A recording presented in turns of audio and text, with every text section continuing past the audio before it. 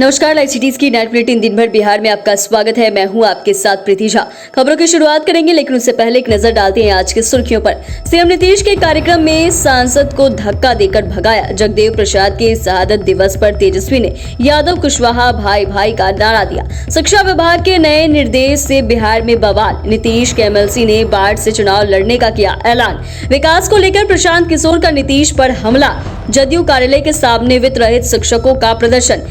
बेतिया में खेत में बैठकर देसी शराब पीने वाले 3 गिरफ्तार। शिक्षक दिवस पर 41 शिक्षकों को मिला राजकीय शिक्षक अवार्ड। बिहार में 24 जिलों में वज्रपात और भारी बारिश की चेतावनी। और अब खबरें विस्तार से।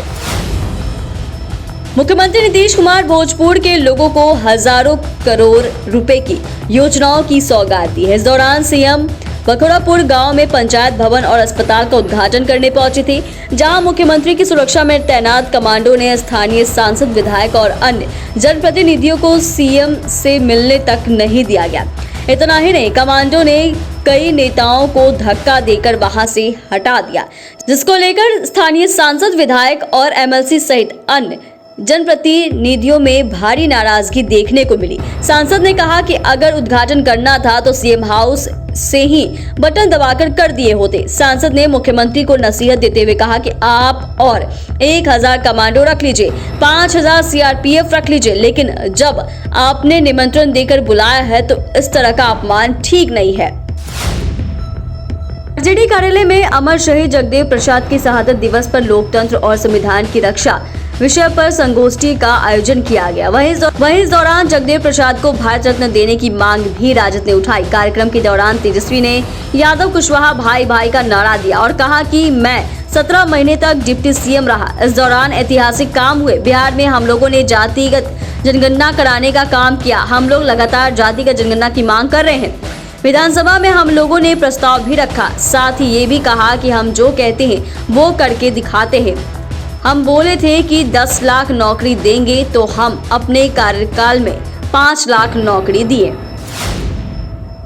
राज्य के माध्यमिक और उच्च माध्यमिक स्कूलों में प्रधानाध्यापक का प्रभार देने को लेकर चल रही खींचतान को शिक्षा विभाग ने समाप्त कर दिया। शिक्षा विभाग ने इस संबंध में पत्र जारी करते हुए निर्देशित किया है कि जब तक आधिकारिक रूप से प्रधानाध्यापकों की नियुक्ति पूरी नहीं होती, तब तक प्रदेश के माध्यमिक और माध्यमिक स्कूलों में प्रधानाध्यापक के प्रभार में कौन रहेगा।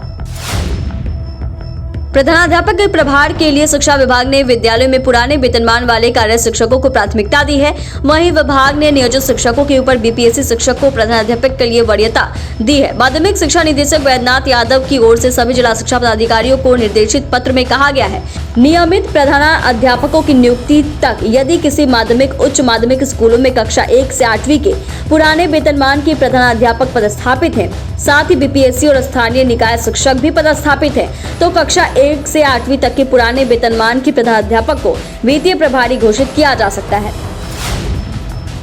नीतीश कुमार की पार्टी जनता दल यूनाइटेड के विधान पार्षद संजय सिंह ने बाढ़ विधानसभा क्षेत्र से चुनाव लड़ने का खुला ऐलान कर दिया है। उन्होंने अपने सरकारी आवास पर बाढ़ से आए अपने समर्थकों की मौजूदगी में यह घोषणा की। साथ ही यह भी खुलासा किया कि ललन बाबू ने हमसे फंड मांगा तो हमने अपना फंड इस क्षेत्र के विकास के लिए दे दिया।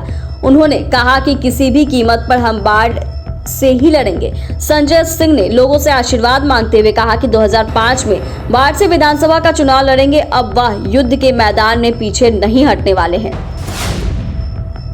प्रशांत किशोर ने नीतीश सरकार पर विकास को लेकर गंभीर आरोप लगाए हैं। प्रशांत किशोर ने कहा कि बिहार में समंदर नहीं है का बहाना बनाते हैं, लेकिन मनरेगा में आवंटित बजट तक खर्च नहीं कर पा रही है और पैसा केंद्र को लौट जा रहा है। ये नीतीश कुमार की नासमझी दिखाई देती है जब वह कहते हैं कि बिहार में कुछ बचा ही नहीं है, सिर्फ लालू और बालू बचा है, बाकी सब झारखंड में चला गया है। उन्हें कोई बताए कि चीनी मिल लगाने के लिए किसी खनिज की जरूरत नहीं, गन्ने की खेत तो बिहार में ही है, वह तो झारखंड में नहीं गए, फिर भी यहाँ की चीनी मिलें बंद क्यों पड़ी है।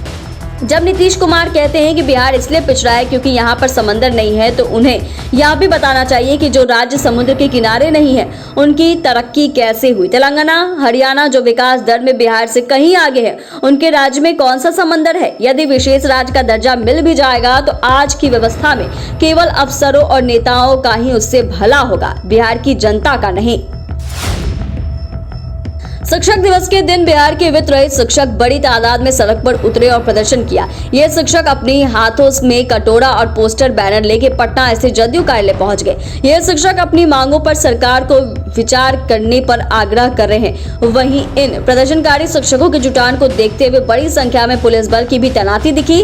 शिक्षकों ने कहा कि हम लोग वेतन चाहते हैं। पिछले 10 सालों ने हम लोगों का वेतन सरकार के पास पड़ा हुआ है। हम लोग अपने परिवार और बच्चों का पालन करने के लिए भिक्षाटन पर उतर गए हैं। हम वित्त रहित शिक्षक आज शिक्षक दिवस पर अपनी मांग लेकर आए हैं। हमारा घर परिवार कैसे चलेगा? हम कई दिनों से प्रदर्शन कर रहे हैं लेकिन कोई नहीं सुन रहा है।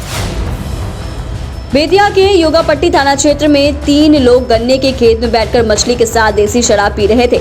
नशे में चुल होने के बाद सीएम नीतीश कुमार को शराबबंदी हटाने की नसीहत भी दी। वीडियो सामने आने के बाद पुलिस ने तीनों शराबियों को गिरफ्तार कर लिया। नीतीश सरकार की शराबबंदी कानून पर सवाल उठाया और शराब से हो रहे राजस्व के नुकसान के बारे में बता रहे थे। वहीं मामले को लेकर पुलिस ने कहा कि जल्द ही उचित कार्रवाई की जाएगी। डॉक्टर सर्वपल्ली राधाकृष्णन के जन्म दिवस पर यानी शिक्षक दिवस पर गुरुवार को 41 शिक्षक शिक्षिकाओं को राजकीय शिक्षक पुरस्कार से सम्मानित किया गया। सम्मान समारोह का आयोजन पटना स्थित श्री कृष्ण मेमोरियल हॉल में किया गया। बिहार के शिक्षा मंत्री सुनील कुमार, शिक्षा विभाग के अपर मुख्य सचिव एस सिद्धार्थ मौजूद रहे। उन्होंने शिक्षकों को और ज्यादा बेहतर और अन्य शिक्षकों को उनसे प्रेरणा लेने की बात कही। बिहार के कई जिलों में बारिश के आसार दिख रहे। मौसम विभाग के अनुसार बिहार के कई जिलों में बारिश का अलर्ट जारी किया गया है। कल और आज हुई बारिश से राजधानी पटना के लोगों को गर्मी से काफी राहत मिली है। वहीं मौसम काफी सुहाना हो गया है। मौसम विभाग ने पटना में अगले 24 घंटे में भारी बारिश होने के साथ बिहार के कई जिलों में अगले 2 दिनों तक मूसलाधार बारिश